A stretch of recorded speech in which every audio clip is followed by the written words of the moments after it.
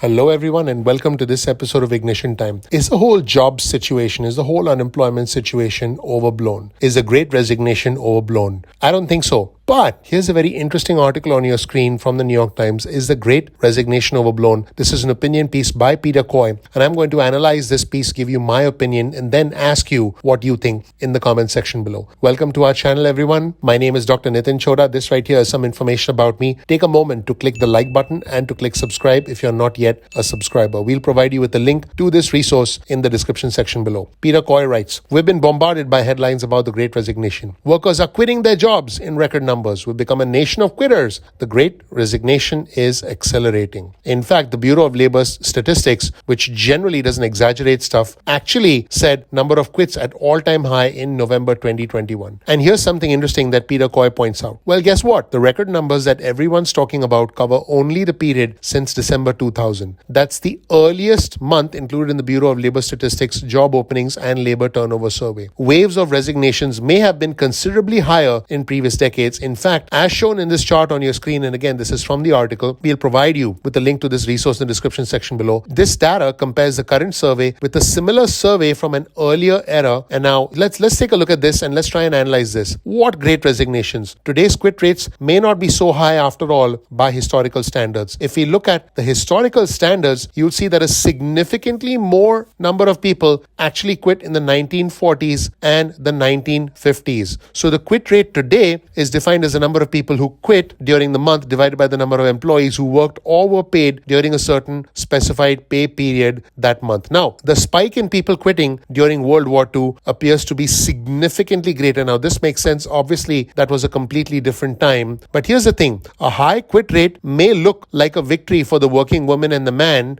but not necessarily, according to Jay Zargowski, who's an economist at the Questrom School of Business at Boston University. In an email exchange with the New York Times, this is what Zargowski said. "The problem with very high quit rates is that businesses have to ensure jobs are very easy to learn and take no firm-specific skills. When quit rates soar, businesses de-skill jobs, and the end result is the opposite of what workers want." In other words, when people quit, what businesses do is try and simplify jobs so that they can easily hire people, which then leads them to hire less skilled individuals, which means that higher skilled individuals are left out of the picture and less skilled individuals are now competing for low paying jobs because the pool of less skilled individuals tends to be greater than a pool of higher skilled individuals. So folks, here's the bottom line. I'm going to give it to you straight. The quit rate now is actually lower than it was in previous periods in our history. In fact, the definition of someone quitting has actually changed. I'm not going to get into the semantics in this video, but what's really interesting is that the media and even the US Bureau of Labor Statistics is trying to make it seem that more and more people are quitting. The fact is, people aren't quitting. People are just switching jobs, switching careers, changing their skill sets, perhaps getting a higher level of skill, switching to a higher paying job, or maybe even starting their own business, because new business applications as well as investments in businesses have soared since the start of this pandemic, which actually is a good thing, because I believe that individuals who are self-employed can indeed control their own destiny. Individuals who work multiple jobs, who are not dependent on one job, individuals who have multiple skills and who are able to work hard. And by the way, that's where the gig economy comes in. That's why we had unemployment benefits for gig workers as a part of the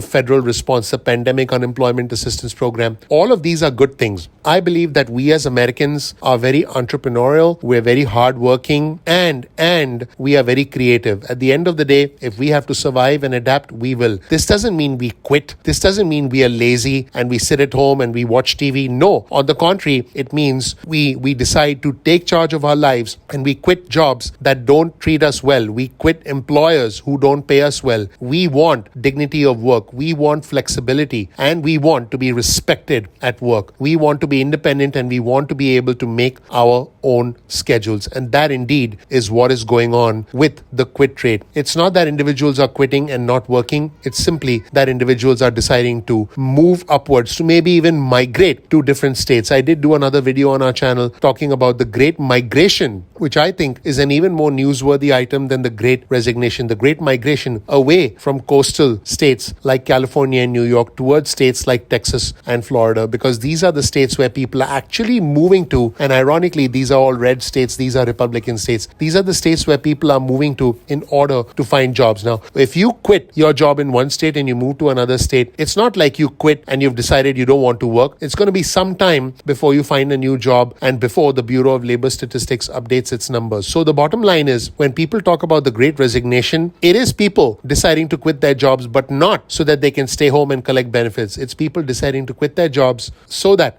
they can find new jobs, better jobs. In fact, the quit rate is significantly lower than it has been at prior periods, at prior points in our history. So in that sense, the Great Resignation is indeed overblown, and it hides the underlying factor, which is that there is a great migration, there is a great realignment in Americans trying to live their American dream. My goal is to help you live your American dream. I have the fortune, the honor, the privilege of living the American dream. In fact, I was able to overcome the cycle of poverty that you see on your screen right now. Please take a moment to click like, to click subscribe, and to enable notifications. I appreciate you watching. Comment below and let me know whether you think the whole situation with people quitting, with jobs, with unemployment is overblown or not, and whether all of the data that we have presented is ultimately data that is manipulated to try and get us back to work, quote unquote, get us off our lazy.